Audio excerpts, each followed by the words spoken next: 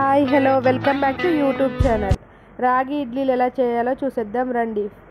ముందుగా పల్లీలు మిక్సీ జార్లోకి తీసుకున్నాను. జీలకర్ర, కొత్తిమీర, ఎల్లిపాయలు, ఉప్పు, కారం ఎందుకు వేస్తున్నానంటే గ్యాస్ ఫామ్ ఎప్పుడు పచ్చిమిరకాయలు వేస్తే గ్యాస్ ఫామ్ అవుతుంటుంది కాబట్టి నేను ఇలా అయితే ట్రై చేశాను. మీరు కూడా ట్రై చేయండి, టేస్ట్ మాత్రం బాగుంటుంది.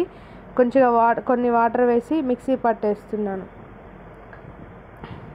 రాగి ఇడ్లీకి కావాల్సిన పదార్థాలు: 2 గ్లాసుల ఇడ్లీ రవ్వ, 2 గ్లాసులు రాగి పిండి, 1 గ్లాస్ ఆఫ్ మినపగుండ్లు వేసి ఒకరోజు మొత్తం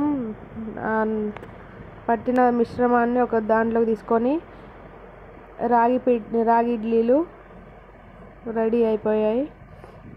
రాగి జావ తాగని పిల్లల కోసం ఇలా బోన్స్ గట్టిపడడానికి రాగి ఇడ్లీలు చేసి పెట్టండి, చాలా ఇష్టంగా తింటారు.